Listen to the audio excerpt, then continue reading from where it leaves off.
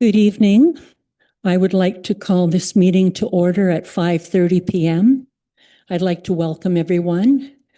I'd like to welcome Olivia Barrett from Metroland, I believe it is. And I'd like to welcome each and everyone out in our chamber this evening. My name is Councillor Isabel Ann McCrae, and I will be residing as chair for the Committee of the Whole meeting of Tuesday, March the 10th, 2026. I'd like to begin by the adoption of our agenda. I call on Councillor Gary Waterfield. That the agenda for the regular Committee of the Whole meeting of March 10th, 2026 be adopted as presented. All those in favor? It's carried. Disclosure of pecuniary interest and or conflict of interest and general nature thereof.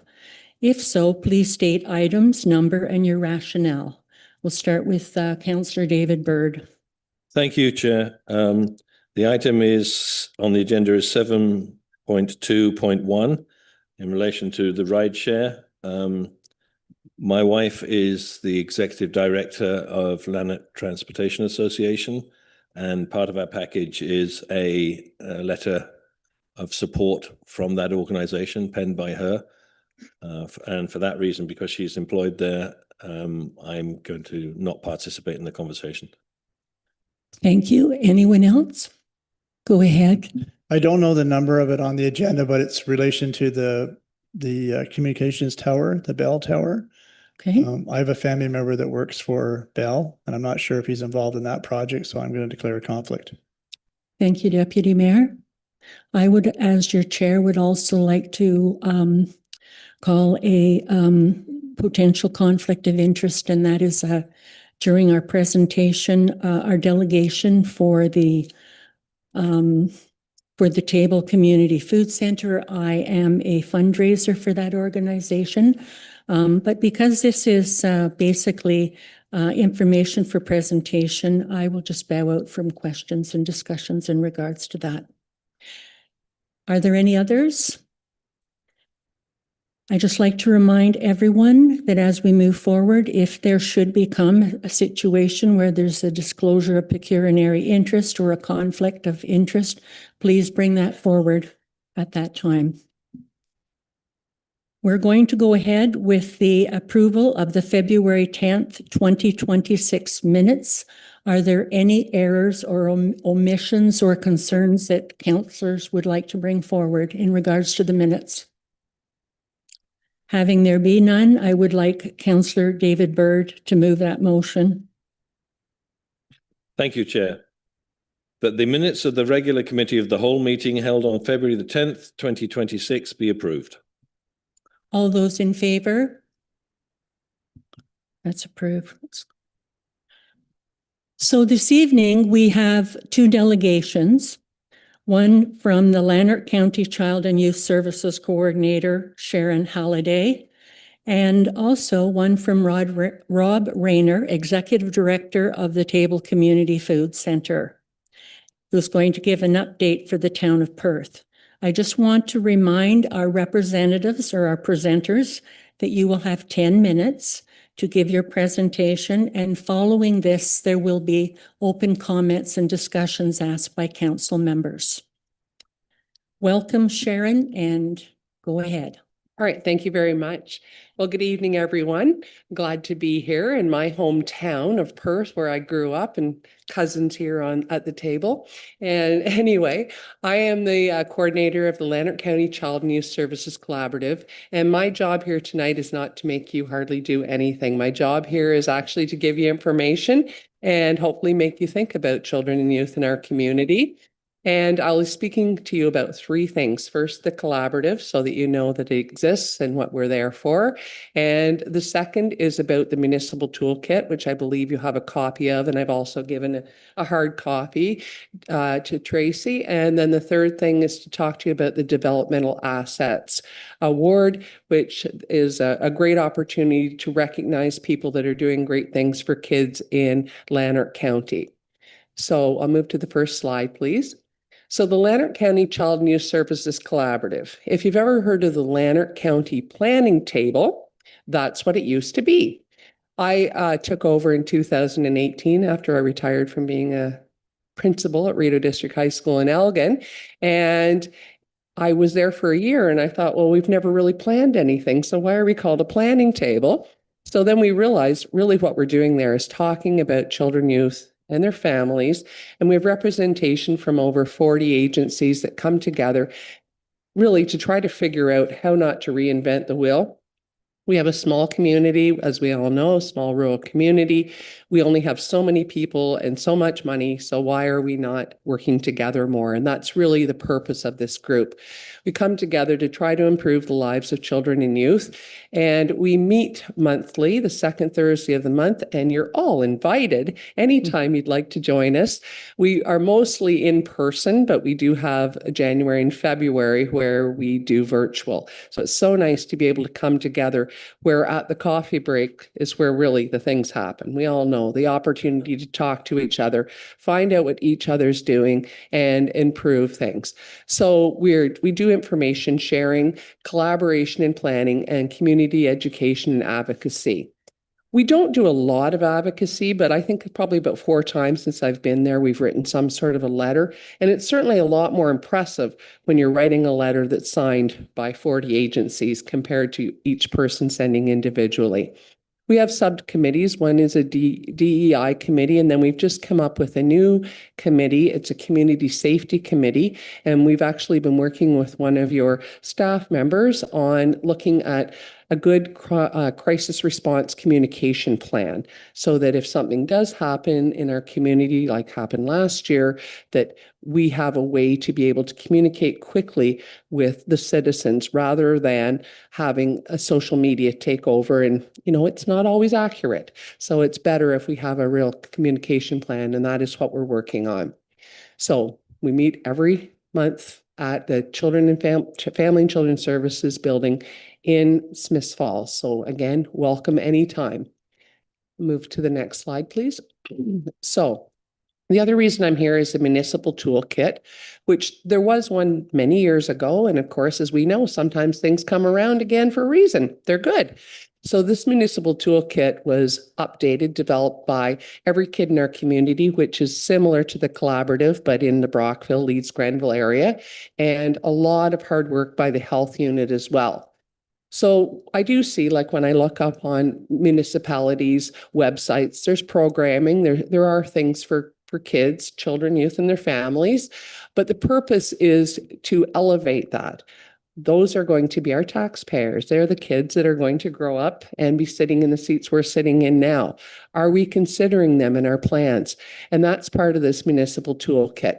It's work ideas, taking, again, those ideas that other municipalities have and sharing them around so that we know good things can happen, and why are we not doing what someone happens to be doing in Beckwith or in Lanark Highlands if it's a good idea. So I'll have the next slide, please. So the municipal toolkit, it has 5 strategies. One is giving youth a voice. Where do you get your ideas from the youth? Do you have a way of accessing what do they think about things? What do they want? And I know many of you are very aware of Planet Youth Lanark County, and they're gathering those ideas. Things that, when we think back of when we were in school, some of the things that they're worried about, we never worried about. So how do we know what they're worrying about? What's concerning them? What do they want in their town? The second is celebrating and recognizing youth success. And again, I look at some of the websites, there are actual awards, things where they recognize the kids and bring them in, make them feel special. Strategy 3 is providing or supporting youth for youth-to-youth connections, opportunities for them to come together, to have fun, make friends, safe, happy, healthy fun. Number 4, I guess now that I'm aging and getting the gray hair, thinking about those strong community connections with youth. I think of growing up in Perth. I went to school just down the road and over to PDCI, and the adults in the community that you knew they were watching you, but it was a good thing. It made you feel good to know that they were watching you and knowing what you were doing. But most of all, they cared about what you were doing. So is that opportunity still there, where adults in the community are saying hi to kids and know who they are and know what their ambitions are, and making them feel special, that they matter. Strategy 5 is what I'm going to be speaking to you last, and it's celebrating community asset builders. Those adults in the community that take the time to speak to the youth and care for the kids. I mean, we can all think of those faces, the adults in our community that take the time to smile and say hello and make you feel like you're special. So the next slide. So we're talking about asset builder awards. They're really what makes good kids. They're developmental assets. I mean, you could look it up and so forth, but really it comes down to those external assets where, you're giving kids boundaries, expectations, empowering them, making them feel that they matter. And then that's what helps them to discover their internal assets, positive values, feeling good about themselves. So just taking the time, making sure that those assets are there, because we know if they're not there, just the list that we're looking at here, we know what happens to kids if they don't feel good about themselves.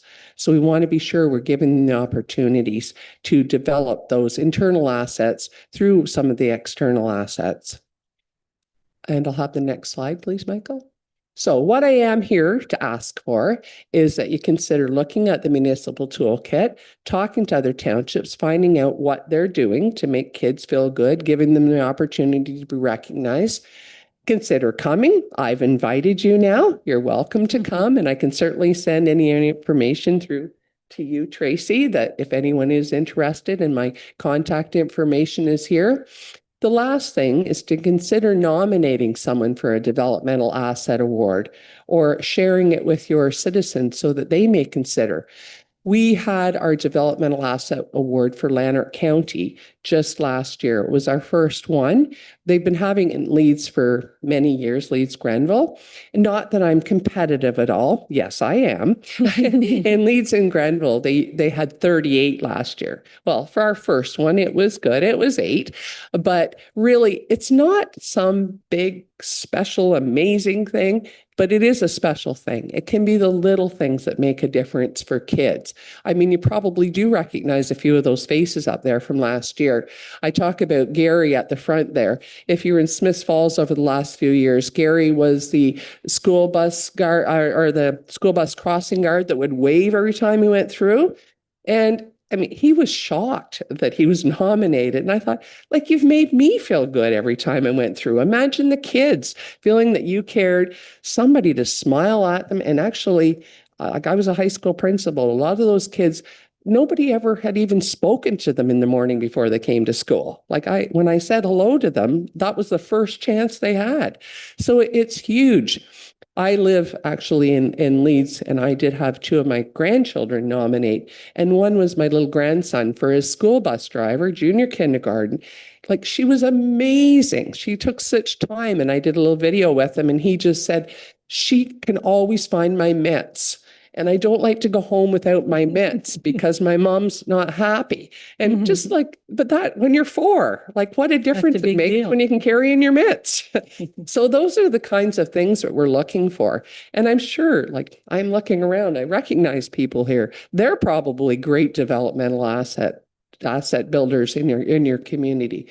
So I'd ask that in April, when we send out the registration form, that you can consider those people, because often, I mean, they're not doing it for the glory or the cookie that they get when they're there, but it sure does make a difference for them.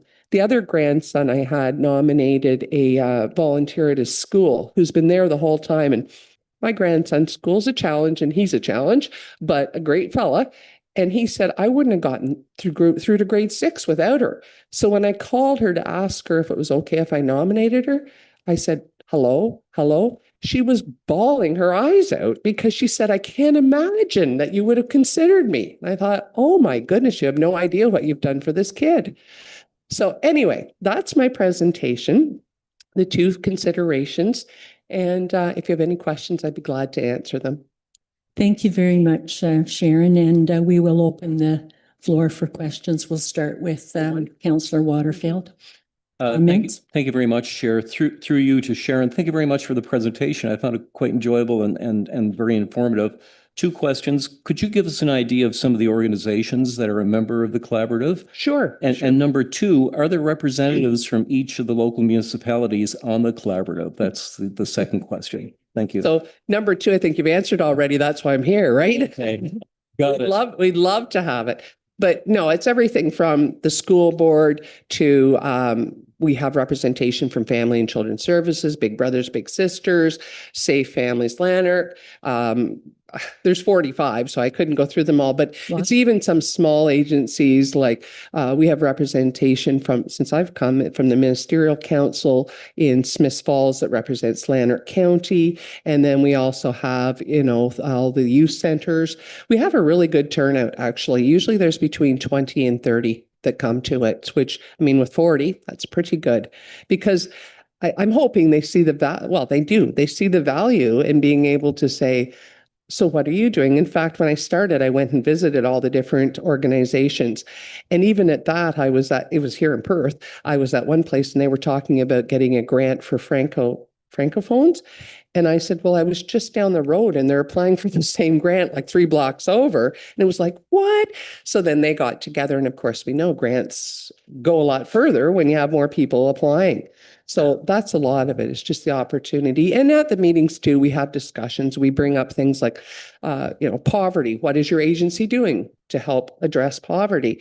And the ideas that people had no idea was happening that you can have for your clients is amazing. Yeah. Okay, are there any other questions? Go ahead, Your Worship.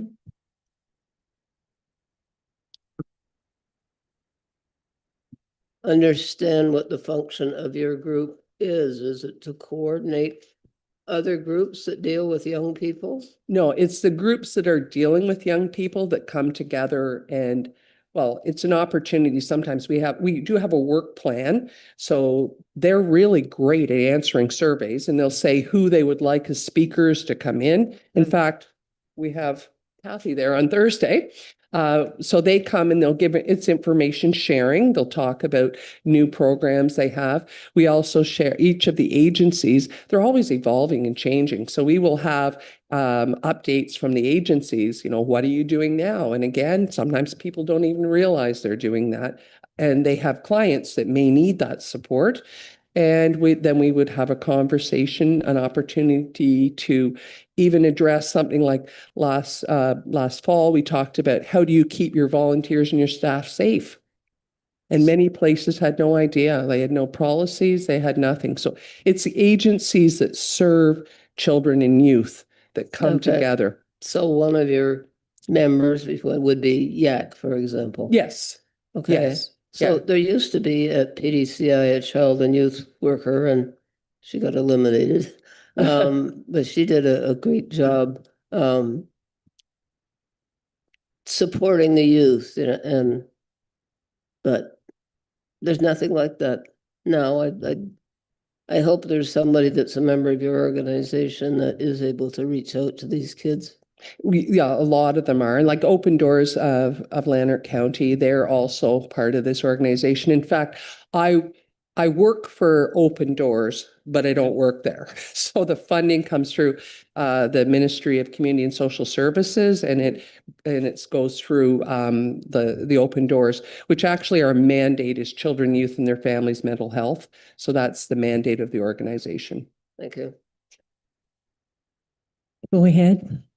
Yeah, I was at county council when Gary got his award there, and I totally agree with you. I've known Gary for forever, it seems like, and that's the perfect crossing guard guy to have. Mm-hmm. Couldn't find a nicer guy for the kids. Yeah. Yeah, it was great. He got nominated and got the award. Mm-hmm. But it isn't like there, people that there was someone in Leeds who actually worked at the arena and allowed some little kid who'd been making all these beautiful bracelets to kind of have them over on the side, and just really encouraged her to extend her entrepreneurial skills, and had no idea like who even nominated him, why he'd be nominated. So It's like, I mean, remember as a teacher, oftentimes you'll see someone now that you had 30 years ago and they'll tell you what you said or did for them. And I mean, you have no idea, but it meant a lot to them, it sometimes makes an extraordinary difference in their lives.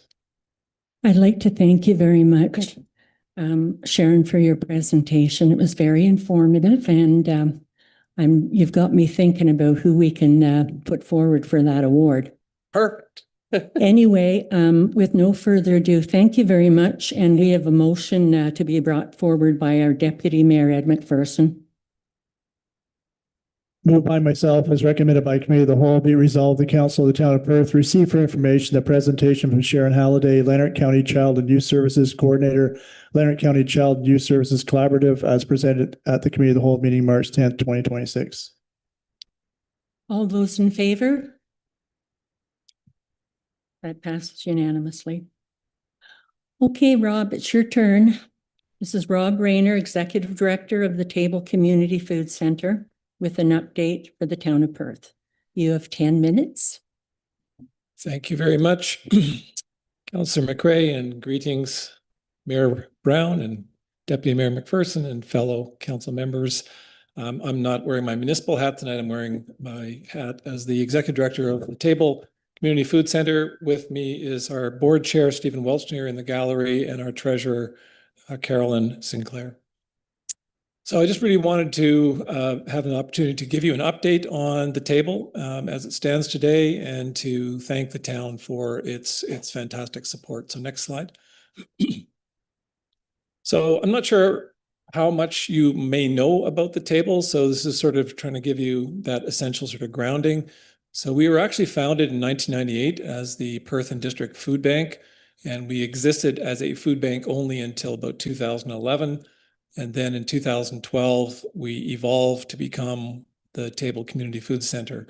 We're one of 18 community food centers across Canada, and we're actually the second oldest of those 18.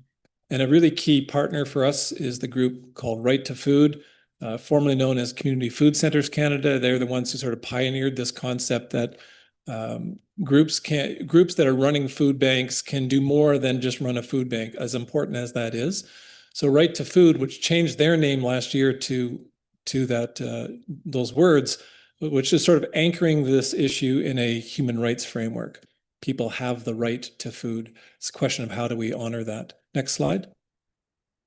So our mission is to foster a healthier and more connected community by increasing access to healthy food, for example, through our food bank, improving food skills and food literacy, like the dozen or so kids who are at our building right now with our child and youth program, and they're preparing a meal, advocating for individual well-being, and educating and engaging and advocating for social policies to address food insecurity and poverty. Next slide. Public Health Ontario has commented on the impact of food insecurity, which the data shows that 1 in 4 households in Canada and 1 in 4 households in our part of Ontario experience food insecurity in the course of a year. It depends on the severity of that, but it's almost hard to believe that 1 in 4 households are classified as being food insecure. But the impacts of food insecurity can be profound in terms of childhood development, later life outcomes, physical and mental health. And it's not surprising, of course, given the importance of food in our lives. Next slide. Pardon the slight formatting error here. We have 8 main programs, beginning with our food bank, our oldest program and our largest program by number of what we call participants, people who use our programs and services. We call them participants. Our number of our volunteers, we have over 60 active volunteers in the food bank, and the size of the program budget. It's our biggest program, and it provides emergency and immediate access to food. Community meals, we offer 3 nutritious dinners a week, Monday, Wednesday, and Friday, prepared by our chefs. And typically we see attendance of about 90 to 110 people at a given meal. The Falls Food Hub is our newest program. This is based out of Smiths Falls, providing currently providing 1 nutritious lunch free every week. On Mondays, typically 100 to 120 people attending. But with our renovated space that we will be opening in a couple of months as our new permanent location, we will be able to offer much more programming from that space. Our community garden program results in food production that we make use of directly, but also teaching garden skills to our volunteers who also benefit from the produce that's grown at our community garden at Last Dual Park. Advocacy program, this is where we offer one-to-one assistance for our participants. Could be with regard to accessing government programs for which they may be eligible, but they need some help in filling out the paperwork. Perhaps it's helping them replace their identification. Perhaps it's helping, as we are currently doing with income tax filing and other services offered through that program. Our children and youth program focuses on cooking and gardening skills for children and youth. Just back it up if you could, Amanda, thank you. Our community kitchen program is for adults. It teaches meal planning and cooking skills and just also helps to build a sense of community among those participants. And finally, our fresh food box, which provides access to fresh local produce twice a month for people who subscribe to that program, or they may benefit from their food box being supported by other organizations. Next slide. So some of our services that nest within those programs, we have what's called the Community Navigator Service. That's where people can come in Monday, Wednesday, Friday between 2 to 5, meet with one of our community navigators. Depending on what their particular challenge is, our navigators will try to help them solve or move towards a resolution of that particular issue. A very popular use of that program is people accessing programs that allow them some relief on their hydro bills. That's a very popular program. We offer the drop-in tax clinic once a year for about 8 or 9 Thursdays a month. We have people on site who help people with their tax filing, which is critical for people in low income, so they can access the benefits to which they're entitled, federal or provincial tax credits, for example. The Buzz is a social program for participants who just want to meet up and have some social time together with maybe do some crafts and some games and so forth. Next slide. Special mention of our Cultural Celebrations Project, which has been funded through some grants, allowing us to put on some really, really, really tasty meals from different ethnic orientations, Mexican, Ukrainian, Filipino, Indigenous, and of course we had our multicultural food fair last month, which was very, very well attended, and the town was a big, big partner in that effort. Next slide. Recent email from a participant who wrote to us just to thank us for the help that they received, he and his wife, over a few months. A combination of factors, including health problems and unemployment, made this year a very challenging time for them. And they just said, you do great work, and we are tremendously grateful for the assistance you gave us. So we get those kinds of messages quite often. Next slide.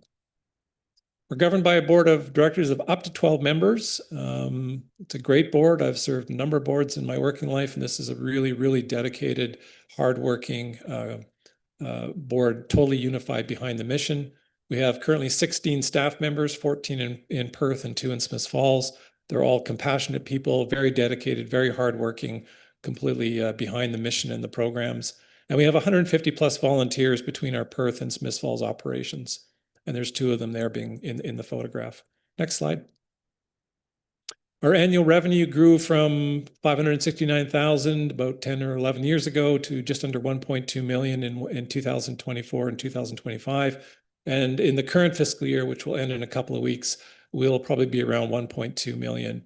In all honesty, we should be closer to a 1.5 million organization to properly support the programs and the services and to meet the demands that are upon us. And we hope to get there in due course in terms of that revenue target. Next slide. We're financially supported by individuals, including monthly and major donors, businesses in Perth, in Smiths Falls, and in outlying areas, faith groups, foundations, 4 municipalities, including the town of Perth, Smiths Falls, Tay Valley Township, and DNE. Right to Food provides some annual funding, about $200,000 a year. And Food Banks Canada, which is a big organization now and gets a lot of money from the federal government, which they distribute to food banks across Canada, we access a lot of grants through them. And through special events, we also raise some money. Next slide. So a special thank you to the town of Perth for your annual support. It's just great. And we hope to always be able to earn that confidence in what we do within the community here. And I did want to make a special sort of public gratitude to Councillor McCray. In her individual capacity for the past few years has run her Toonies for the Table campaign, which has raised, I think, over $40,000 for the table over that time. These jars are put out in businesses around the community, and people put in loonies, toonies, bills, and so forth, and they're collected over November and December. And it's one of our bigger, what we call third-party fundraisers. So thank you very much, Councillor McCray. And next slide. And that's just our website, tablecfc.org, and my email address there in case you would like to contact me at the table. And I'm happy to take any questions you may have. Okay, let's start over here with Councillor Bird. Thank you, Chair. Thanks, Rob, for the presentation, and thanks for everything that the table does. Just for clarification, a two-part question. So the model is now, as we speak, it's almost a reflection of the hospital. It's one organization, but two sites. You're operating in Smiths Falls as well as here in Perth. Is that fair to say? Yes, so our Smiths Falls program began in early 2023, and it has, ever since that point of time, has been basically one meal every Monday, a lunch that's offered to anyone in the community who may want to benefit from that. But once we have our permanent space complete, the renovations, which is a 400,000 plus renovations job for which we raised that money, and it's on track for completion in mid-May. Once that site opens up, we'll be able to offer probably a second meal this year, maybe a dinner, as well as other types of programs that are similar to what we're offering in Perth. So we'll have the two sites up and running fully. Yeah. So. And just because this is a format that's a public format to get information out there, I did note the townships that contribute to this. But when you say community, it just means that it's not defined by those townships. Would that be correct? In terms of I think you're asking where is our service area? So it encompasses certainly the town of Perth and the town of Smiths Falls and the rural areas in between and sort of surrounding. So many of our participants come from parts of Tay Valley, southern part of Lanark Highlands, Drummond North Elmsley, Rideau Lakes, Montague, and so forth. In terms of the food bank itself, the food bank part of the operation, that is somewhat constrained by geography because food banks are meant to sort of support a very specific geography. And there's a food bank in Carlton Place. There's one in Lanark Village. There's one in Smiths Falls. So our food bank doesn't serve people from Smiths Falls. They are to go to the Smiths Falls Food Bank. Thank you. That clarifies. I was a bit confused as that, but thank you for clarifying that. Any further questions? Go ahead, Councillor Waterfield. Through the chair to Rob. Rob, always a pleasure to see you. I'm a huge supporter of the table. My question to you is that have you seen an increase in the use of your services during the past couple of years? If so, what are the specific areas that those are? And can we as a municipality do anything to alleviate those numbers? Yeah, so that's a great couple of questions there. Yes, we have seen, I don't have the specific numbers, but we definitely are seeing an increase. We're seeing a return of people who came during the pandemic when there was some financial relief through the CERB program, the federal CERB program, which was making a difference. But we've seen some of those folks coming back more recently. I think the number one driver is just cost of living is squeezing more and more households. We know that wages aren't keeping up with inflation. So many people accessing our programs and services, in fact, have some employment. This is quite common now across organizations like ours across Canada. So the pressure is growing on an ongoing basis. In terms of what municipalities can do, I think just, it's very important that we look at the structural reasons why people are food insecure. And to me, the number one structural reason is the continuing and very troubling growth in inequality, income and wealth inequality, where those at the very top of the pyramid, if you will, continue to pull away from virtually everybody else.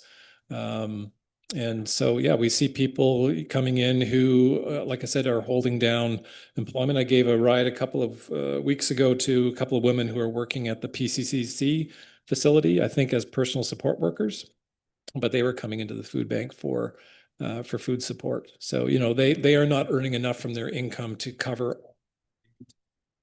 So I think, you know, municipalities, I would encourage municipalities like any level of government to look at the underlying structural reasons why we have a problem like food insecurity or problems like homelessness. I've worked a good part of my life looking at on the poverty issue in Canada, and there's no question to my mind that the reasons why we have poverty and homelessness is because of structural things to do with how we've organized our society, our tax system, which tends to advantage those who are already doing fairly well.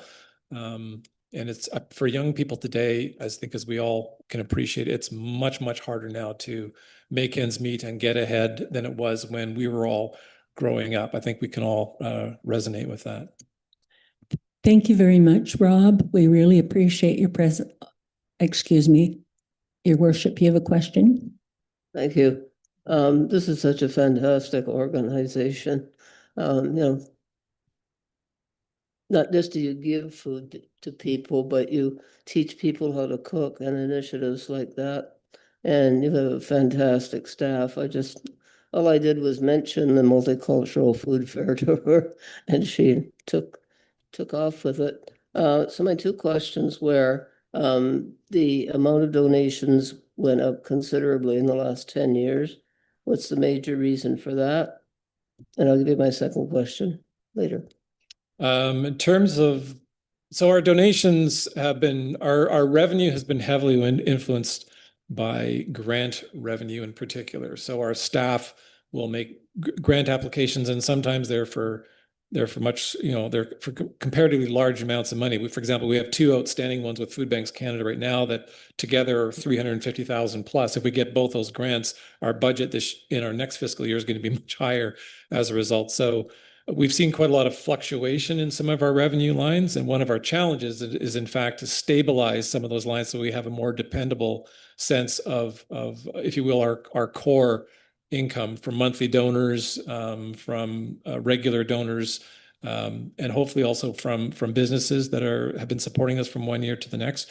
But the fluctuation is being heavily driven, or has been heavily driven in recent years, by the amount of grant money we've been able to secure. Mm-hmm. And that's a very unpredictable line of revenue as well. We never really know from one year to the next what our total grant revenue is going to be. Thank you. My second question is, we all know how many seniors there are in town, and some of them don't have very much money. In the town where my parents used to live, there was an organization called Junior Seniors Helping Seniors, and they might mow your lawn for $5 or whatever. Have you ever considered anything like that, or is that not under your purview? It's an interesting idea. Many of our volunteers are certainly seniors. I would say the majority of them are in the senior category. And I actually wanted to emphasize that as great as the table is for our participants, the ones who are coming in to use our programs and services, it's also a great opportunity for people to volunteer, and the benefits that they get from volunteering, it's very, very tangible. Some people, I think it's almost the highlight of their week is to come in and do a shift in the community meals, or do a shift in the food bank. So we can't, and I know Councillor McCrae is a big champion. I think you probably all are big champions of volunteerism. Without our volunteers, we wouldn't be able to do what we do, but those volunteers also get back a lot from the time that they put into it. I think we're going to go ahead. I apologize, Councillor Bolt. We have such a full agenda today. I hear you. Thank you so much for your presentation. We really appreciate it, and we appreciate the work that the Table Community Food Center does. With no further ado, I would ask Her Worship, our Mayor, Judy Brown, to bring forward the motion, please. Yes, thank you. As recommended by the Committee of the Whole, be it resolved that the town of Perth receive for information the presentation from Rob Rayner, Executive Director, the Table Community Food Center, an update for the town of Perth, as presented at Committee of the Whole meeting on March 10, 2026. Thank you. All of those in favor? That passes. Thank you very much. So just moving forward, just to bring to the attention of all of our counselors, there's 372 pages of material that is before us that we need to get through this evening. So we are going to have to stay extremely focused in order to, have discussions and bring these motions forward. So I'm going to begin very quickly looking at 7.1. And I'm hoping we're not going to spend a lot of time on this. Let's not get railroaded. Little pun there. But we're going to talk about Alto high-speed train overview. Now, we had these, the presenters come and give us a presentation, the representatives from Alto High Speed, and a lot of us have had the opportunity to attend community consultations. I know the Lions Club had two, for example, and there's all kinds of information online from a number of municipalities along the corridor.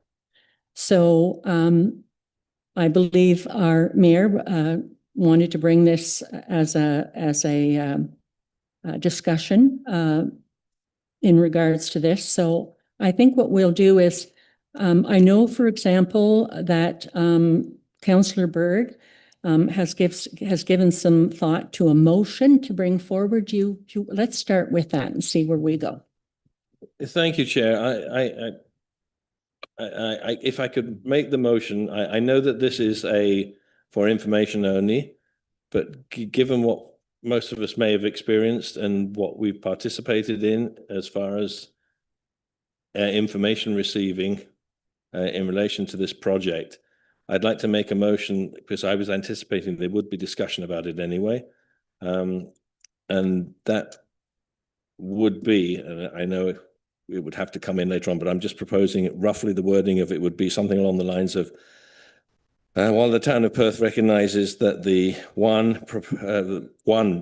recognizes that the proposed Alto high-speed train project is of no economic, social, or environmental benefit to this community, that we recognize that. And then second, that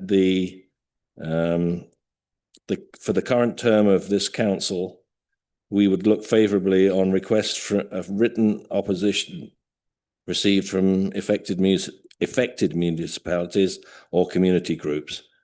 And the reason I'd be bringing that forward is that I think we've all, if I can explain my rationale, is I think I know that we've received information that I have from emails and from other communications that are been to all of us. I've received specific requests from myself, from people inside our direct community and outside it, that we do something more than just acknowledge that this is going to go ahead.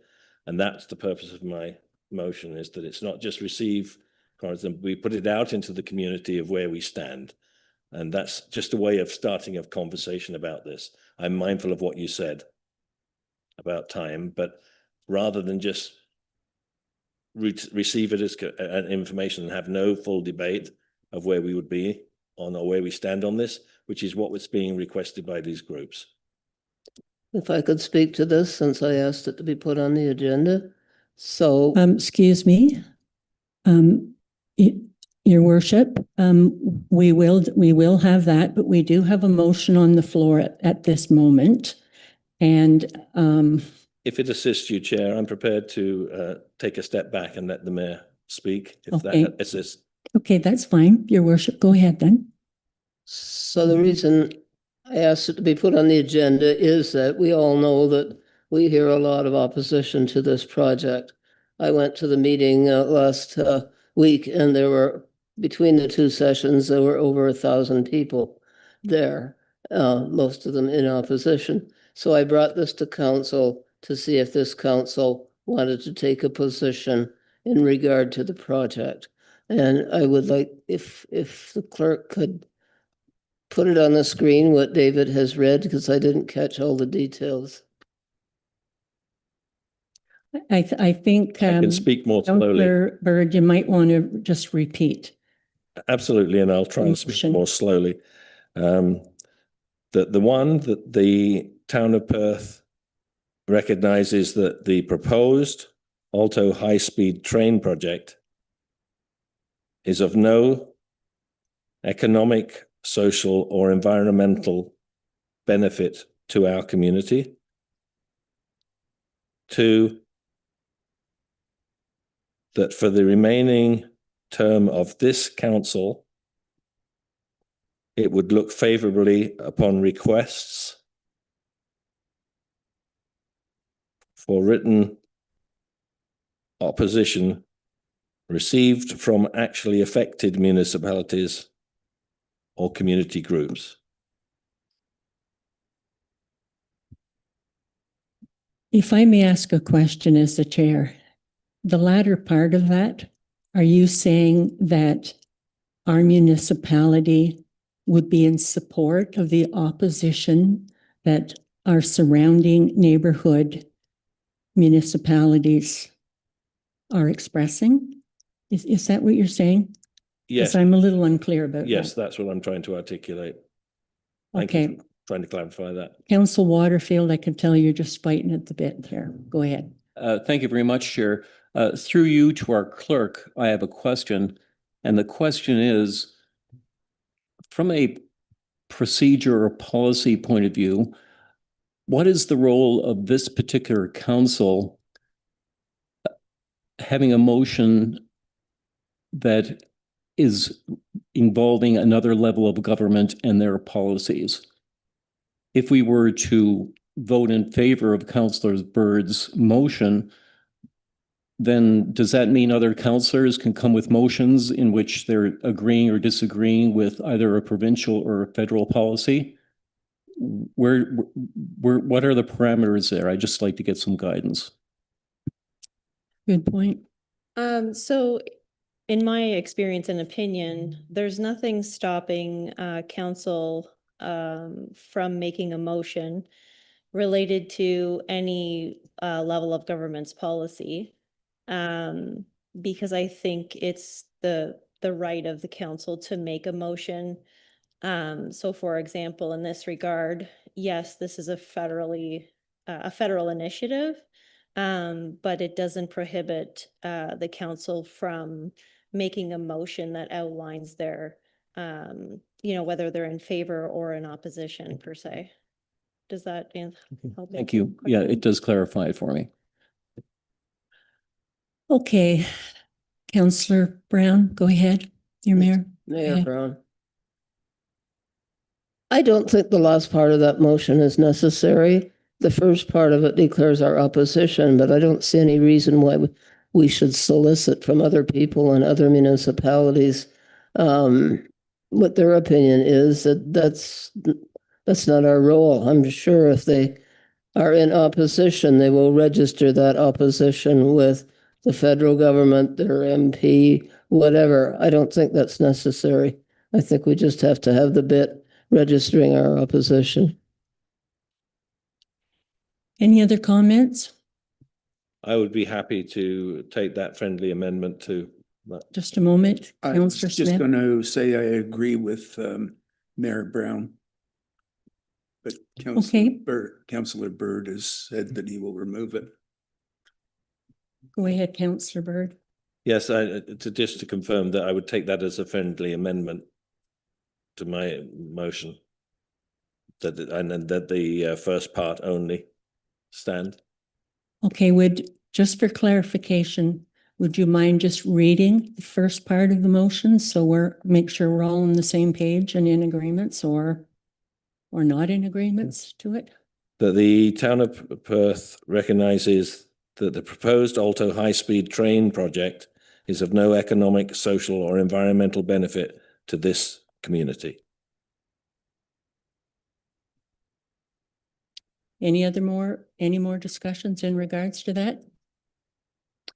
Go ahead, Councillor Bolt. I just wanted to say that if we pass this motion, I think we should forward a copy of this motion to our member of parliament because we know how much he's against it, so he knows that we officially support his position. As chair, I might also add the MP, MPP, and Exactly. also the president of Alto, Martin Imbolo, I believe his name is. Any other comments in regards to this? Go ahead. I Deputy know what Mayor. you're saying, but why don't we just say the town of Perth is against the Alto project? Simple. Like you're saying three things. And somebody may say, well, are you really against it? Or you're just telling people it's of no benefit to us? So it's a little confusing to. So as your chair, may I make a suggestion? With limited information and consultation that has been provided to date, the Council of the Town of Perth does not support the proposed Alto high-speed rail. And I would suggest directing the motion to the MP, MPP, and the president of Alto. That makes it perfectly clear that the town of Perth does not support Alto. Is that the direction we want to go? Any discussion? Did you use the word limited? I'm sorry, what? Did you use the word limited information? I said with limited information and consultation, I don't think that's. because it keeps changing. Information keeps changing. We don't need to put that part in. I'm just throwing that out as a tentative motion. Any suggestions or comments? Councillor Smith, and then I think it's good. okay, We should go with it. okay. All right. So I'm sorry. Do we not already have a motion on the floor? Yes, we do. So we have to deal with this motion first before we deal with another motion. Okay, so can we go back to this motion over here and have a vote in regards to that motion? Is that what we do? I'm asking, because we had this motion on the floor, do we have to, as a proceeding, have a vote on that, or do we just, that vote is no longer? What's the procedure for that? So I was just wanting to get clarification on whether Councillor Bird was open to amending his motion to include, Okay, or whether. okay. Yeah, So, Thank so you. Councillor Bird, do you want to make these amendments Thank you, using the Chair. suggestion if that I it- made? If it's procedurally easier for me to withdraw the motion and we just use the wording that you have just provided, for one, we know for certain that Councillor Smith is happy with that. I'd be happy with it. And I'm happy that we've had the discussion. This is really what I was trying to prompt. Okay. And I'd be happy with that as it stands. I would withdraw my motion if it's easier. Okay. Yeah. Mm-hmm. So the motion that I have is, as recommended by the Committee of the Whole, be it resolved that the Council of the Town of Perth recognizes that the proposed Alto high-speed train project is of no economical, social, or environmental benefit to the community. Two, to direct staff to forward the motion to the MP, MPP, and the President of Alto. And was there another section? Or was that the motion? No. Well, I had made this recommendation. Right here. Yeah, I think it's just going to simplify things if I withdraw my motion in its entirety, and that someone else make the recommendation that the wording that was suggested by the chair or just read by the chair. Okay, Okay. So then this is the motion that we're going with right now. okay, And maybe I'll just get that from you. yeah. Okay, so we're going to vote on this motion. Okay, and I'm just going to read it again one more time. With limited information and consultation that has been provided to date, the Council of the Town of Perth does not support the proposed Alto high-speed rail. and with the understanding that this motion would be directed to the MP, MPP, and President of Alto. I'm going to call the question. All those in favor? Okay, that stands. Let's move on to your worship. Mayor Judy Brown, would you bring forward as recommended 7.1? Sure, as recommended by the Committee of the Whole, be it resolved that the Council of the Town of Perth receive for information the Alto high-speed train overview. So this is a slide deck that they provided us before. Okay, we're requesting action 7.2, John Jordan, MPP of Lanark, Frontenac, Kingston, a motion for the rideshare programs provincial regulatory framework. So there was a number of letters that were forward to the council members. Are there any comments in regards to the letters or this motion? Nope. Being there none, a motion should be brought forward by the Deputy Mayor Ed McPherson. Just a comment, we should vote on the last motion from the mayor first, correct? Before we move on. We didn't vote on the mayor's motion. My apologies, yes, for Judy's motion. All those in favor? For information. Okay, that passes. Okay, and I'll move this motion. Moved by myself, as recommended by Committee of the Whole, be it resolved, the Council of the Town of Perth directs staff to send a letter of support to the Honorable John Jordan, MPP, Lanark, Frontenac, Kingston, to express support for the province of Ontario establishing a province-wide regulatory framework for rideshare services. All those in favor? That passes. Okay, we're on 8.1. So the Perth Stingray Aquatic Club have a request for postponement of the 2026 fee increases. Kathy, would you like to speak to this briefly?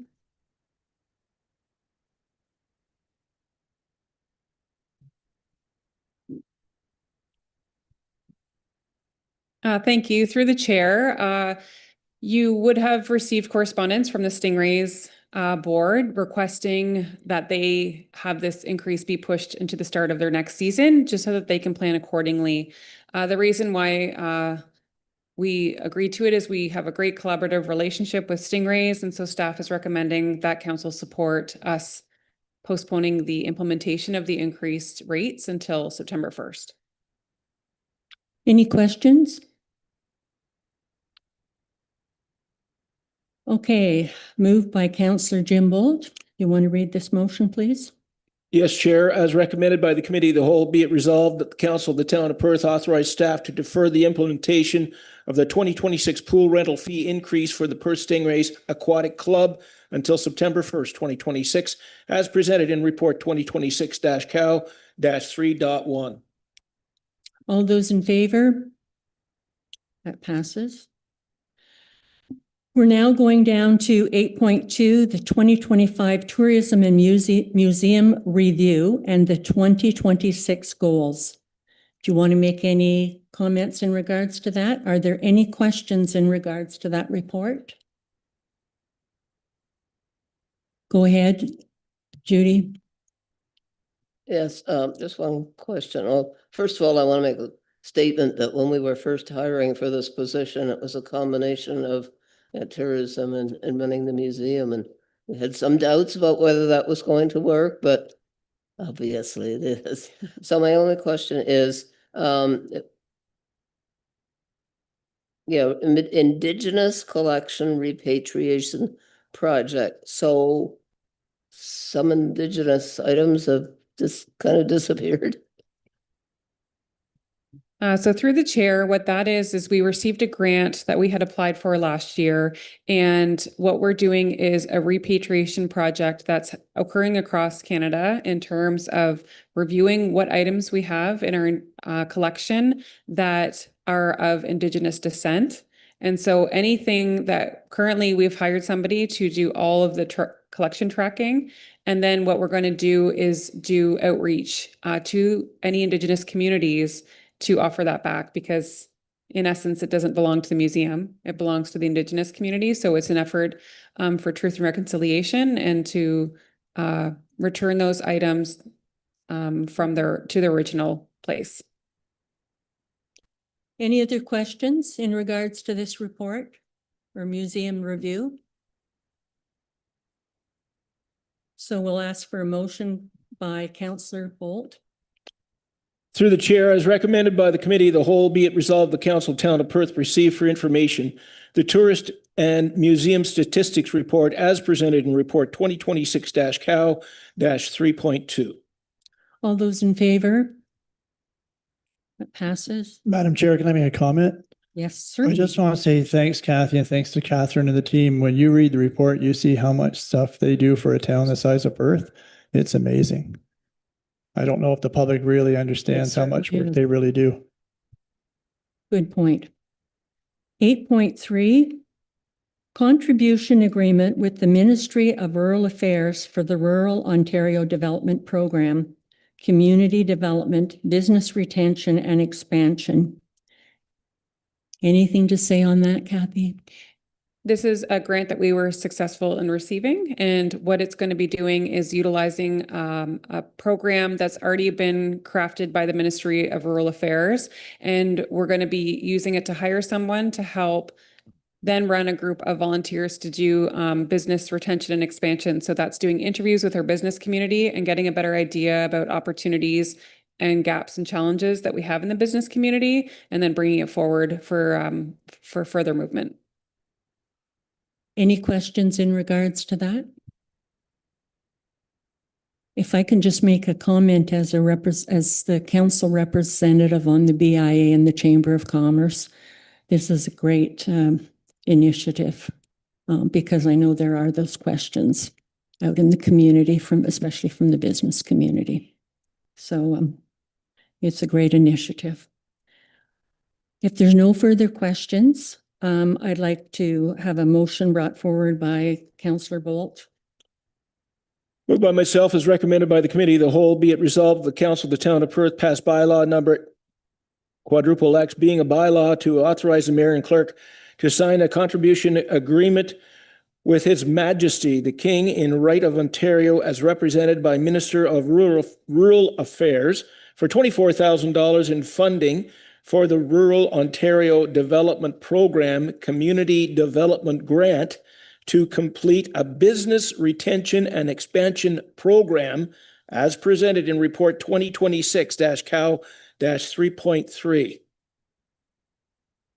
Thank Best way you. to do that one again. All those in favor? That passes. 8.4, Downtown Heritage Perth BIA Communities in Bloom 2026 Provincial Competition, Participation and Resource Requirements. Kathy McNally, go ahead. So through you, Chair, we received an email from Communities in Bloom about possible participation in this program. Some of you may have remembered that the town did it in the past, and it requires a lot of work. And so I sent it to the Downtown Heritage Perth BIA, and they have a group of volunteers who are quite excited to help bring this to life. And we want to support it because we think that it's something that would be great for the town, and we appreciate the engagement from the BIA.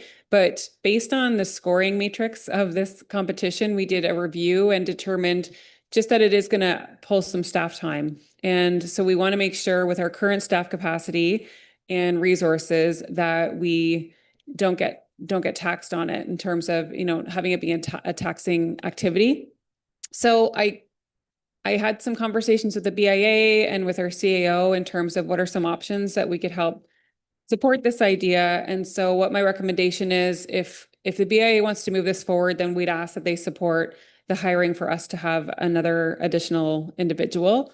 I ran it by a couple of their members, but this has not officially come to the board. And so I would have to go to the board and ask if they want to do that. Then that's how we would agree to sign on, because the town has to be the one to apply for it. There are a few other options listed in the report, as you will see. But my recommendation is if we want to move forward and we're conscientious of our, of our expenses, our operating expenses and staff efforts. We're just being intentional in terms of how we want to move forward with supporting this idea. Okay, I open the floor to questions. We'll start with Council Waterfield. Thank you, Chair. I fully support this program. I think it's absolutely fantastic. We've had it before. It's all about wellness, placemaking, creating a better community. Your staff, yourself are overloaded. You simply don't have the human resources to do it yourself. As I understand it, the BIA has enough reserve to be able to afford to pay for this position. So I'm fully in favor of it as long as they pay for the funding of this temporary position over the summer. If they're all so enthusiastic about it, they have the money in the reserve. I don't see why they wouldn't support that financially. So that's my stand on it. Any other comments, Your Worship? Yes, it's a tremendous initiative on the part of the BIA. I was involved when we did Communities in Bloom in 2015. It's a ton of work. There's no way your department could do all of that work by yourself. So as Councillor Waterfield has said, they have the reserve funds to hire someone to help with this, and it's a great attraction for the town. Any other comments? Go ahead, Councillor Bolt. Thank you, Chair. So just wanted to be perfectly clear in my own mind. So as you stated here, Kathy, staff will utilize its carry forward budget for economic development initiatives to complete this project. So is that technically coming out of our pot or BIA's pot? Through the chair, that's from my previous report. That's for the ROD grant. Okay. Yeah. And this is a one-off for this year. This isn't something we do every year unless it's brought to the floor year after year. Mm-hmm. That's all I wanted to know. If I can just, add, if we go forward with the BIA, and again, I want to speak that this hasn't been brought forward to them, but if they determine that they don't want to do this, then I think we just want some direction from council in terms of then what do we want to move forward? Because one of the options is if they don't want to move forward with hiring someone, then are we just saying that's great, but we just can't provide, we don't want to do it, or that we just can't provide any extra human resource support? If I may have the liberty to speak on this, I would really appreciate it. I think there's a lot of things to consider. This year, the pool is 50 years old, and there's going to be a lot of staff hours involved in putting that celebration together. This is the 50th anniversary of Festival of Maples. And having been a part of that, a couple of those meetings, it's very taxing on the time and effort, again, of our staff.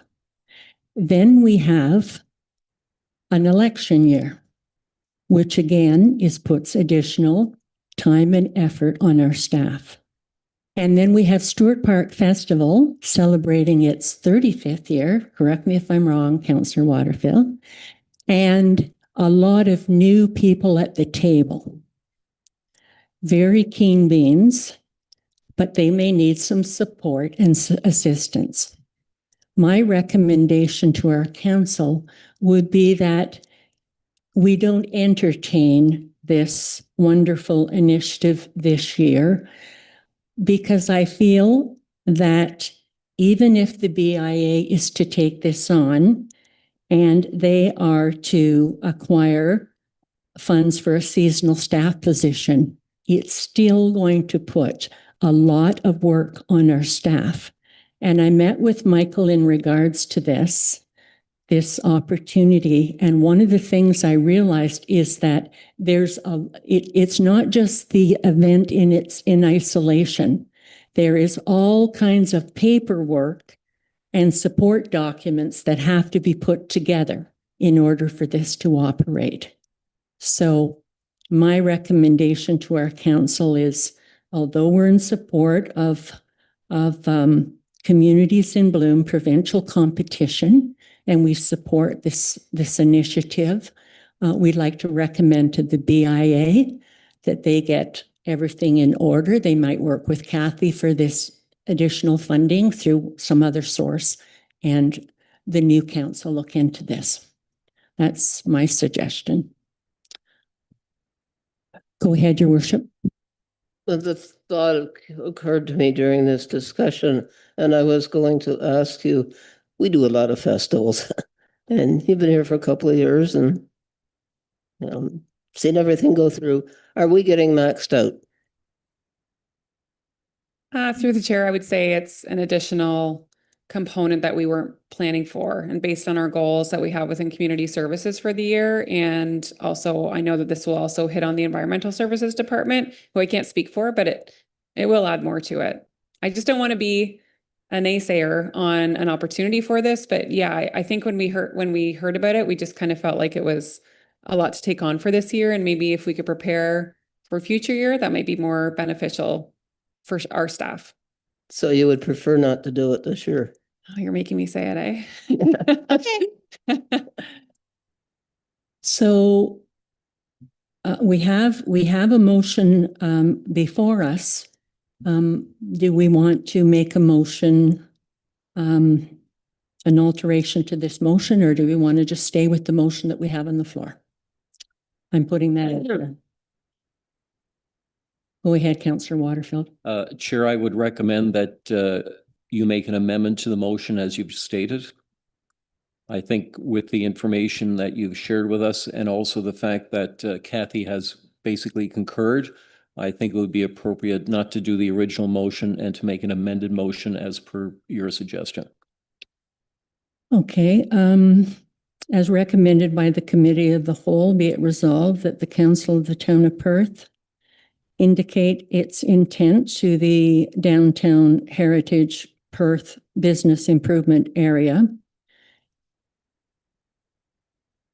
that we agree with their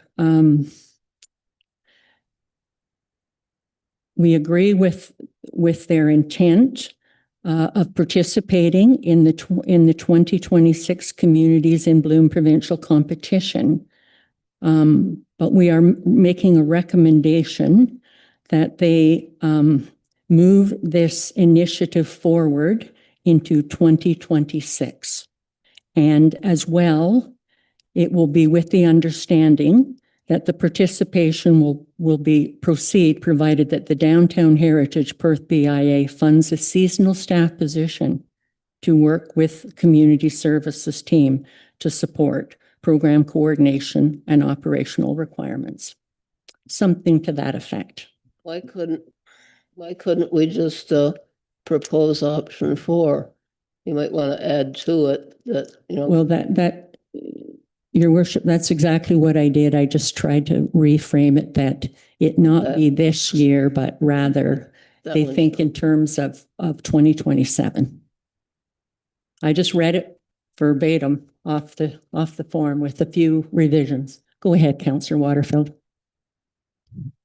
Through the chair to Kathy, are you comfortable with specifying 27, or would we better leave it just in the future because you don't know what will be happening in 27 from a staffing point of view, a priority project point of view, et cetera? Yes, my recommendation would just be take option 4 then, and it makes it cleaner. Okay, option 4 then.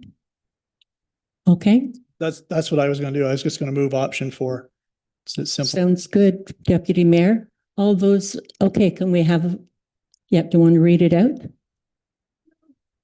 sunscreen. So option 4, as recommended by the Committee of the Whole, be it resolved that the Council of the Town of Perth, number 1, receive for information the Community in Bloom's 2026 Participation and Resource Requirement Report, and number 2, indicates to the Downtown Heritage Perth Business Improvement Area that it will not participate in the 2026 Community in Bloom's provincial competition in collaboration with the Downtown Heritage Perth BIA. Okay, go ahead. Have they officially asked us to do this? Like has the board actually sent us a letter asking us to discuss this? Through the chair, we received a business plan from their coordinator, and it was through the beautification committee. Okay, thanks. Okay, I'm going to ask the question. All those in favor? That passes. I had to move it. Pardon? Ed McPherson. Okay.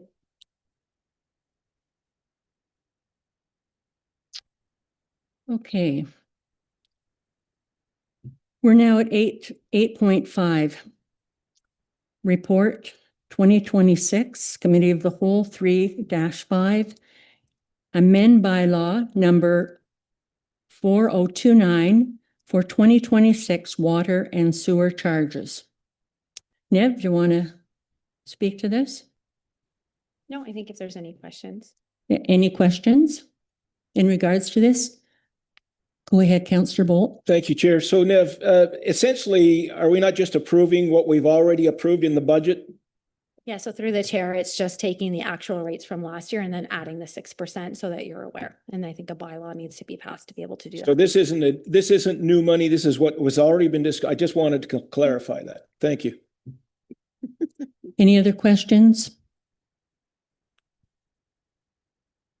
Okay, can I have Councillor David Byrd please read the motion? Thank you, Chair.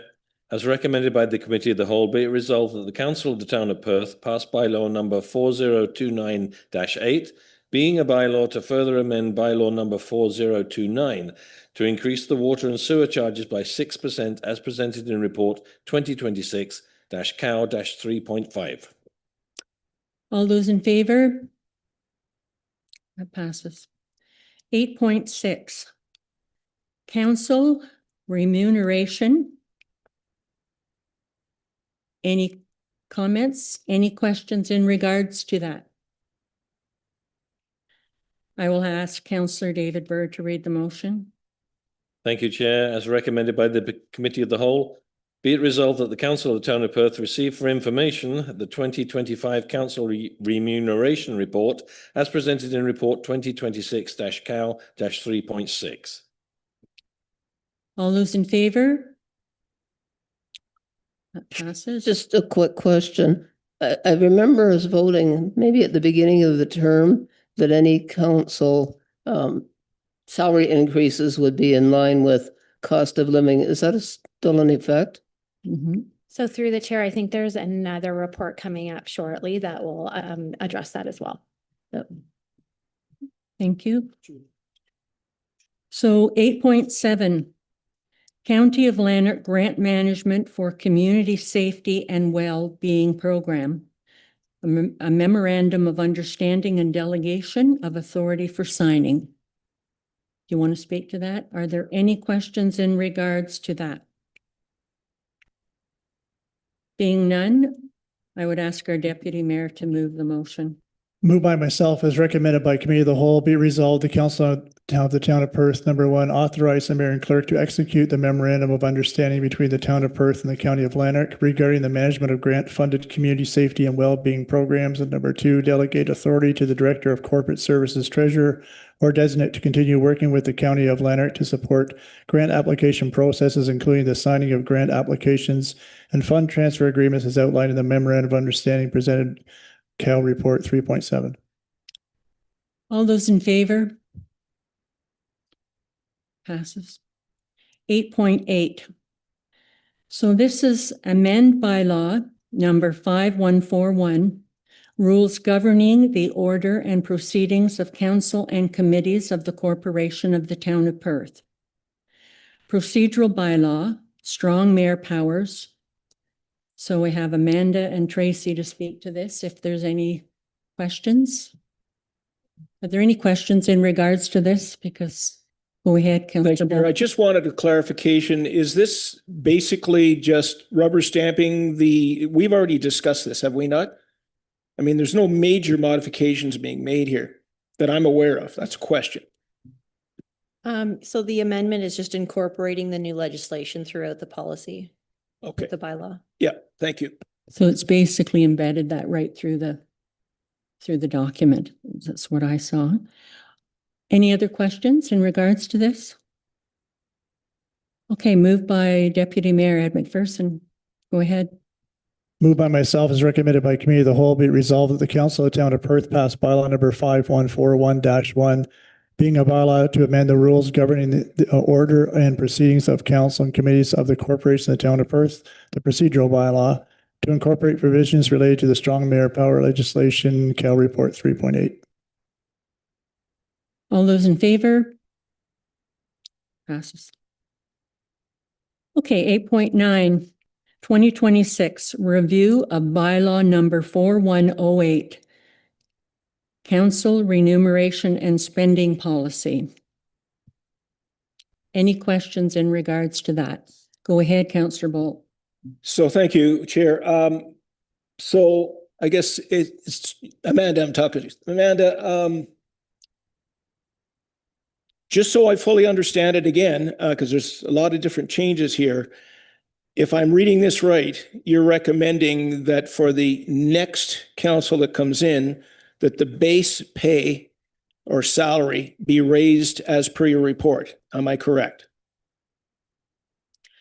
So that's a little bit of a nuance to this amendment is the, just let me get to this section here.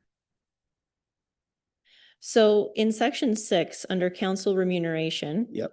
It says commencing January 1st, 2026, which is this year. The remuneration rates listed are reflective of the rates that were included in the previous bylaw as they have increased annually by either CPI or to which equal to the wage increase negotiated with staff, whichever is higher for the current year. Okay. So then the policy also speaks to that regard in that it will increase again annually based on either of those amounts. So automatically then in January of 2027, these amended rates or these rates listed here will increase by that percentage annually. So come January, they'll increase again by either the staff wage increase or by CPI.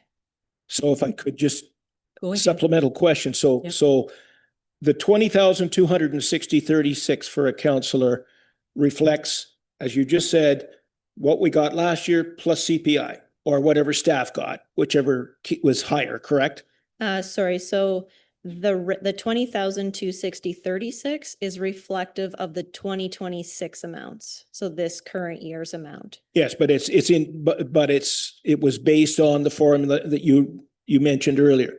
So going forward then, all we're doing here with respect to the council remuneration, because there's other changes in here, is we're just basically going with status quo for the next incoming council. So if the rate of inflation next year is 3%, and that's what, and it's either that or whatever, we deal with the staff increases this year, it's going to be the higher of the two, correct?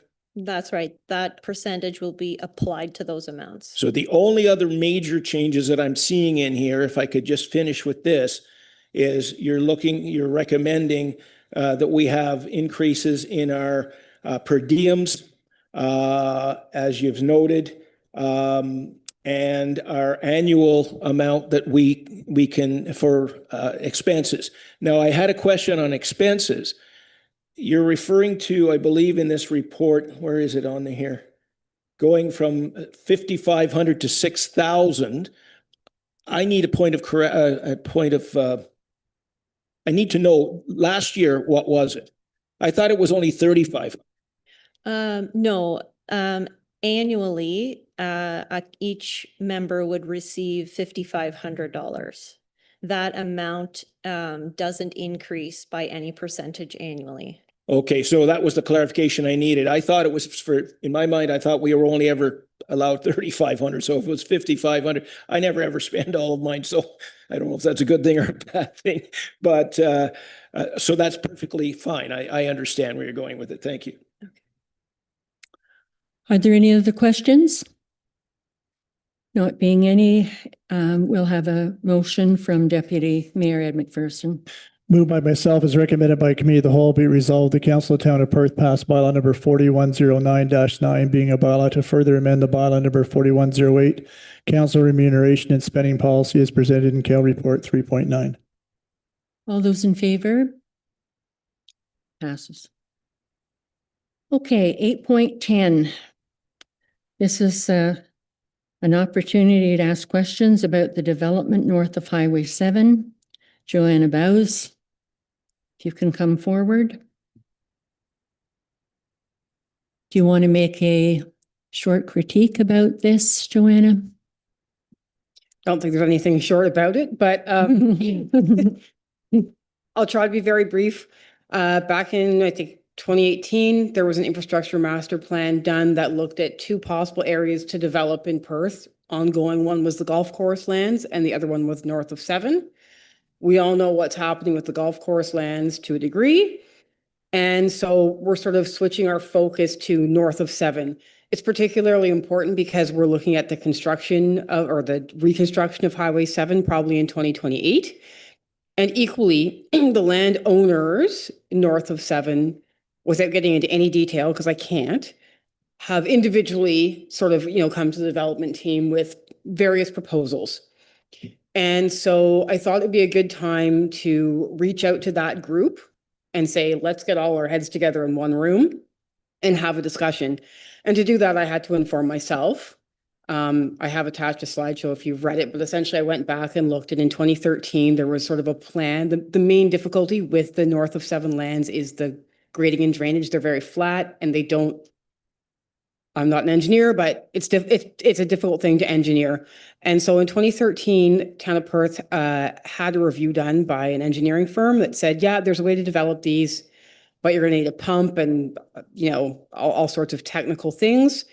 And that was sort of where they're going with that. But the carrying cost of that would have been like $1 million or more. I can't remember what it was now, over a period of years. And so that was sort of an insurmountable hurdle at that time, and it would be worse now. So then after that, the town said, okay, that's not going to function. Let's go back. And we had another review of that. And we came up with using LID. Now I'm going to forget what it is, but LID measures, which is basically filtration of water to deal with these issues.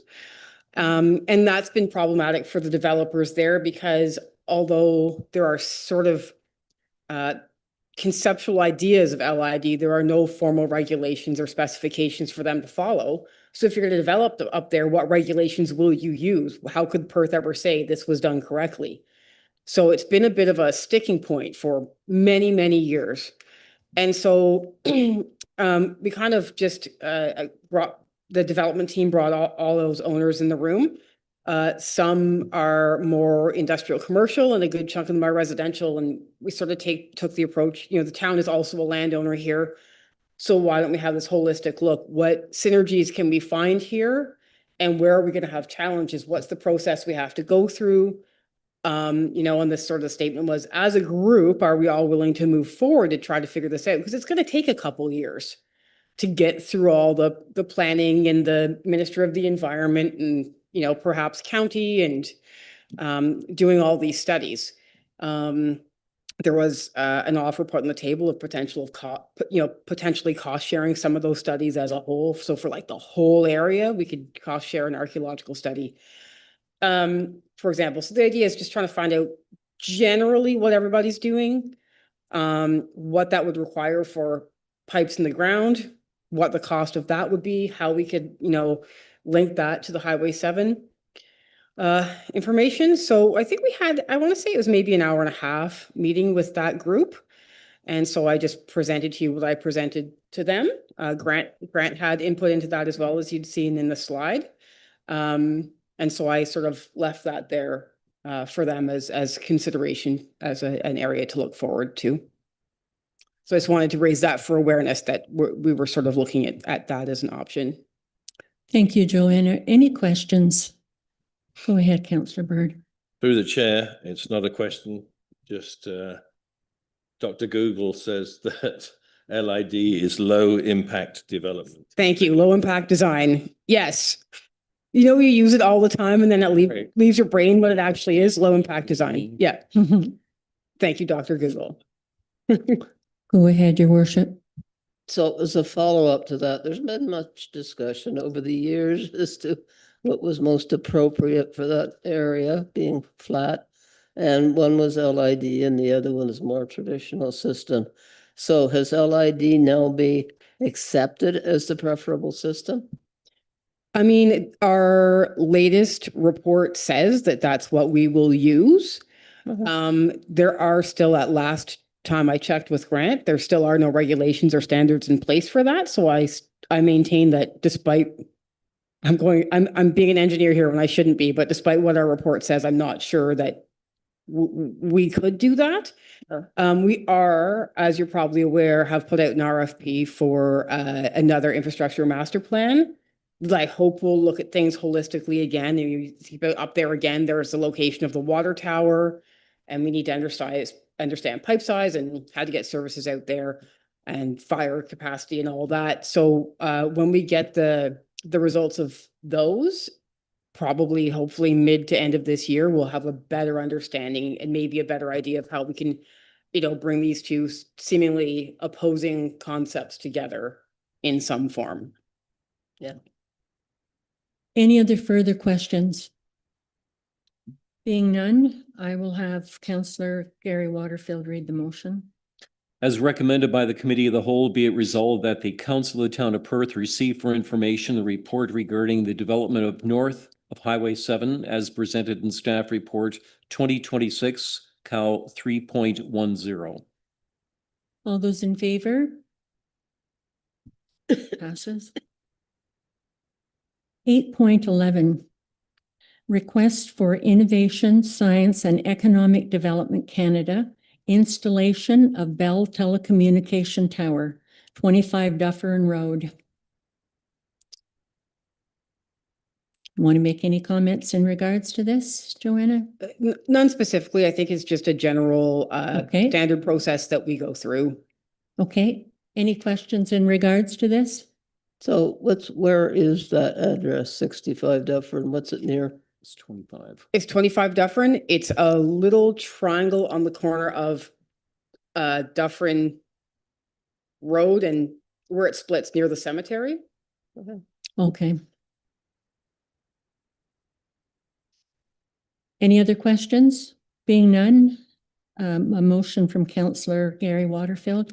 As recommended by the Committee of the Whole, be it resolved that the Council of the Town of Perth issue a letter of concurrence to Innovation, Science and Economic Development Canada, ISED Canada, in relation to the application for Bell Telecommunications Tower at 25 Dufferin Road as presented in Report Cow 2026 3.11. All in favor? Passes. 8.12. And I hope you will speak to this, Joanna. Comments relating to the County of Lanark Sustainable Communities Official Plan update.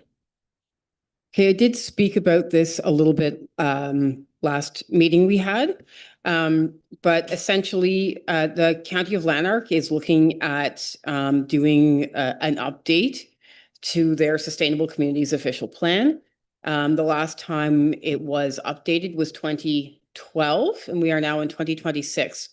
According to provincial policy, it is a requirement to have a brand new official plan every 10 years. And this is not effectively a brand new plan. What they are doing is an update.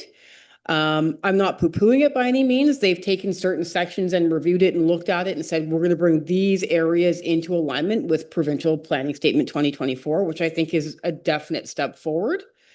What I'm asking the county to do is to, even like once the election is completed, to put it on a priority to make a new official plan for the county. Because as it stands, the way the documents fall out, you have the provincial policy statement, and then you have the county official plan, and then you have municipality official plans. And the municipal official plans have to be in line with both the province and the county. But if the province isn't in line with the county, it's very difficult for any municipality to be in line with both. So I'm sort of saying, thanks for bringing these updates forward. I think that's great, but we now need to actually, I would like you now to actually move forward on having a new official plan. Because otherwise it gets very, just very confusing when you're trying to write a planning report. It's something that is required to be done. So I understand there's been staffing changes and a lot of sort of upheavals within the county. So I think there's good reason for this, having dropped, and they've been doing numerous studies to update this. So I think they're doing good work. I just want them to sort of say, okay, now our focus is going to be on a new official plan. The second point in my letter was more in the attempt to aid some of the rural municipalities who had called me to speak with me. So I don't know if the council is aware, but we used to take septage, septic effluent, from pumpers from the area, from the rural areas, and we would take that and we would put it into our Sagar system to clean. So we would take other people's effluent from other municipalities and use that. We are no longer doing that. I believe I looked to Michael, but I believe it was maybe an ECA, something from the province. Yeah, through the chair, we had some irregularities at the lagoon, and the MOE suggested that we stop accepting external contributions until things were back to normal. So that's where we are right now. So the point that I raised on behalf of some of these rural municipalities was essentially under the provincial policy statement, if you don't have sufficient capacity to deal with water or septic, you should not be developing. So the rural municipalities are saying, well, are we allowed to sever things? Because we have nowhere to put the waste. I think it's a fair question. My response is just generally, perhaps then they shouldn't be having those development numbers. They should be directed towards places like Perth or Mississippi Mills or Carleton Place until such time as they can have capacity. Again, the response from the county essentially was, well, we can set up agreements with the city of Ottawa. And I've just sort of generally said, well, that would require setting up agreements with Ottawa and then assuming that the septic haulers are going to haul it all the way out to Ottawa. So it's just something that I wanted to bring up. It doesn't directly affect us necessarily, but I think it's something to be cognizant of in terms of how we deal with our neighbors and how that may affect our growth or not. So the intent of this report was I've already sent these comments to the county as a staff comments. And essentially I'm asking you to support these comments if you feel that they make sense. And then I can submit it to the county tomorrow before a decision is made tomorrow as a recommendation from council. We have a question over here from Councillor Bolt. Thank you, Chair. So Joanna, I guess what I've gotten out of that is essentially we're on the bottom rung and we can't really do anything without the knowledge or the approval of the two rungs above us. And the top rung is saying, well, we're not going to rewrite our statement at this time. So what I'm getting out of this is that as we go forward, just as this is an example, are they at least willing to work with us as issues come forward where we need their ratification before we proceed? Or is it absolutely imperative that they get on their high horse and do a complete review when they have a new council? I think what I would say to that is under provincial policy, they are required to. There's no ifs, ands, or buts about it. They are required to do it. And they have not. And like I said, there's many, reasons for that, but I think they should make it a priority. I do think the staff will work with the town or any of the municipalities to sort of try to align these things when possible. But it does cause, when I'm writing a report and I look at something and I have to say clause 7.1.3 of whatever says this, but this other one says that, it's more difficult to make planning arguments that way. So I think it just clarifies things for everyone. So that's sort of what I would say about that. Okay, we'll take one more over here. Councillor Bird. Thank you. Through the chair. I'm not sure if it's a question for you or perhaps the deputy mayor at county. I'm just assuming that every township every municipality in the county is in the same position we are then. Is that correct? That is correct. And I just Deputy Mayor, if you had any information from county level as to, So the sewage issue was discussed 6 or 7 months ago, and the comment from staff was people in the townships will have to truck to Ottawa. That's basically the discussion for council members. Do you know, Joanna, is any other municipality sending the same letters of concerns that you have to the county? And I agree with Joanne, there's been a big changeover with county staff in the last 3 or 4 years. But anyway, I'm wondering, did the Tay Valley and all these other guys in Lanark County, are they sending the same letter with the same concerns? Because it affects everybody, especially the population growth numbers. Yeah, this is by no means supposed to be like going after the county, because I think they're doing the best they can in the circumstances. I've spoken to a couple of the rural areas surrounding us about it, and they've sort of asked me to forward some of their comments. I don't want to get into details, but I'm not sure there's as much necessarily buy-in from either council or staff in that regard, or the last time we went through a similar exercise, politically, I think a decision was sort of made that wasn't overly supportive of the planner's position. And so I think there's maybe a reticence to speak out, but you guys know me, so here I am. Okay. So if there are no other questions, I think we'll go ahead with the motion from Councillor Gary Waterfield. As recommended by the Committee of the Whole, be it resolved that the Council of the Town of Perth endorse staff comments relating to the County of Lanark Sustainable Communities Official Plan Update as presented in Report 2026 COW 3.12. All those in favor? It passes. We're getting through it. 18.13, the 2025 Drinking Water System Annual and Summary Report. And Grant is not with us this evening. So Michael, you would speak to this? Through the chair, I'm happy to answer any questions that anyone may have. This is an annual thing that we have to submit, and it's the end result of a months-long process that our ES and water treatment staff go through. I sat in on the one meeting with them, and the level of detail and the amount of work that goes into that, and to repeat myself, I guess the detail that that staff have put into every step of that process. I think we can all drink our water with great comfort. So, but again, happy to answer any questions.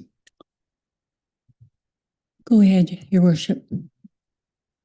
Thank you. Like any technical report is full of acronyms. I'm just wondering what it says that in 2026 there's a scheduled GAC replacement. I just wondered if you knew what that was. I believe it stands for granulated active carbon or something along that lines, and it's a filter material in the treatment plant. Good. Any other questions over here, Councillor Bird? thank you, Chair. It's not a question, it's just an observation that I remember last time Grant spoke here, Council, reminded of our individual responsibility as well as the municipality, and he did discuss a lot of this material. Go ahead, Deputy Mayor. It was a great report again, and hats off to the town staff. It's, when you tell people you're getting 99 point something on the reports, you really can't complain. And even when you see the ministry's comments, it was a fantastic report for the town and the staff. So hats off to the water team there, Michael. If I could have the liberty of asking a question, and maybe this might involve you, Joanna, and that's with all the development and contractors involved, what is the mechanism in place to ensure that municipal drinking water, we meet their licensing and the requirements for the Drinking Water Works program? And at what juncture do we do we, like in the development, do we look into this? Like how do we present this to developers? Wanna- Yeah, as Joanna's maybe coming up or not, if I don't answer the question completely. So as part of the development process, developers are required to do a servicing study or a servicing report, which says how much water they need compared to how much we have to offer. If you'll notice in the report there, we're using, depending on the month, plus or minus 50% of our available permit capacity right now for the water plant. So we have lots of capacity to continue providing or increasing the provision of water. Thank you. Go ahead, Joanna. Sorry, I had been like focusing on an email, so I heard half your question. I apologize. Yeah, we do bring it up at sort of the pre-consultation stage. So when a developer comes in and says, we want to do ABC, whatever it is, we'll have an understanding of probably what capacity of water that is. Right now, we're not too concerned, as Michael pointed out, but we do ask them to do specific studies about that. And then the official plan also speaks very high level about if anything trumps anything else. For example, we would always want to see capacity first use. Like if we start running out of capacity and it starts to be like, we're going to have to share it or we're going to have to do whatever. The official plan currently says we want the capacity to go towards infill development because that's better use of pipes and infrastructure. And then greenfields would have to be sort of put on hold until such time as we gained more capacity.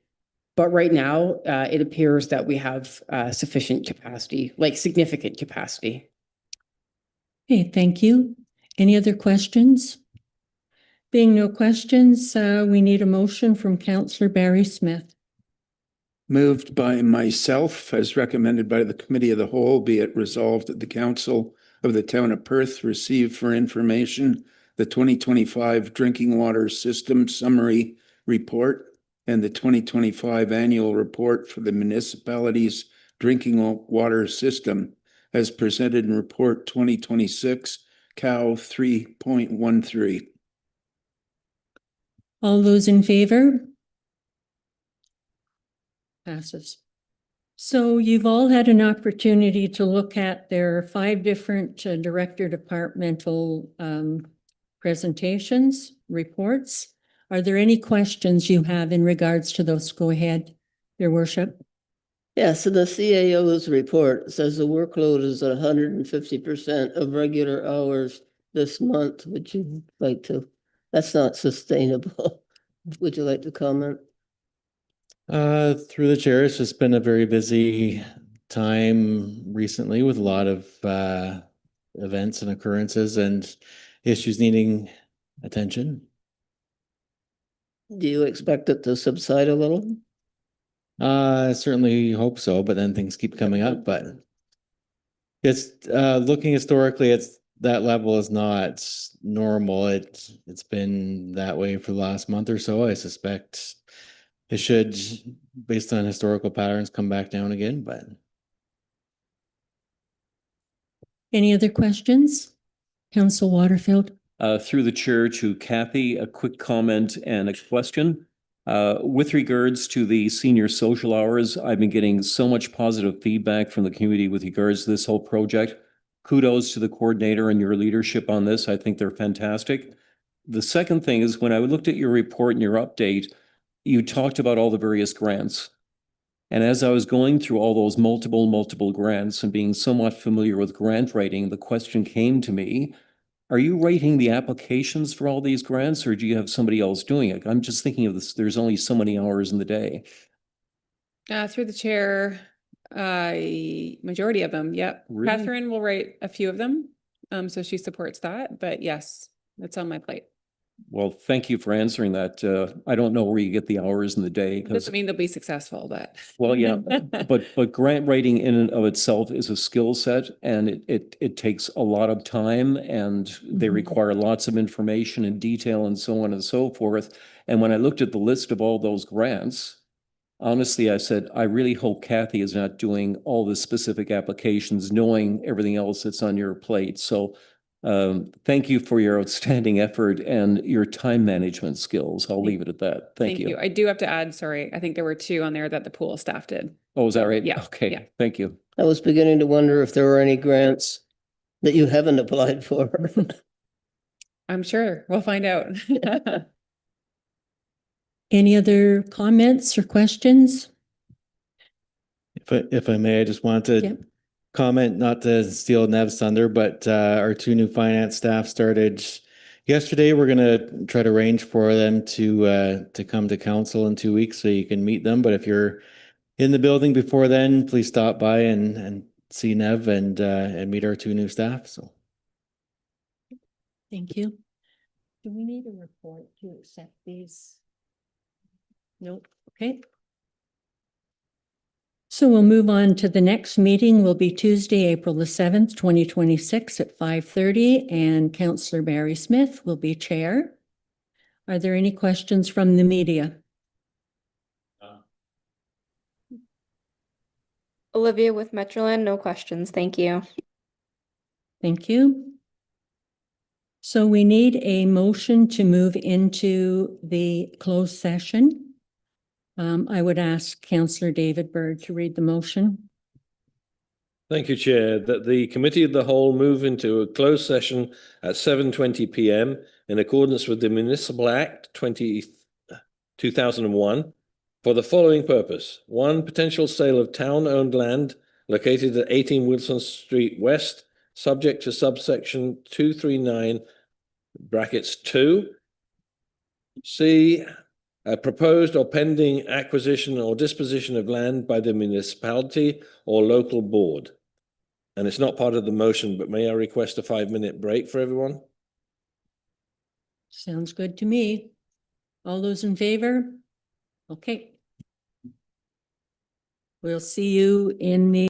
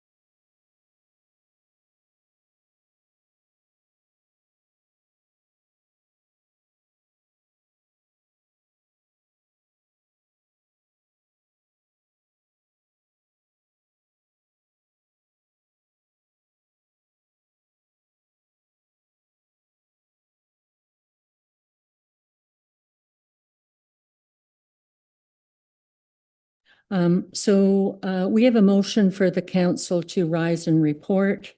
That is,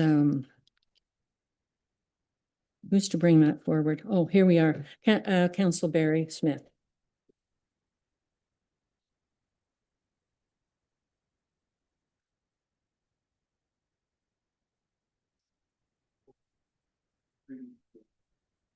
All those in favor? That passes. In the closed session, the Committee of the Whole, number 1, approved closed session meeting minutes from February the 10th, 2026. And there was a discussed a potential disposition of town-owned land located at 18 Wilson Street West.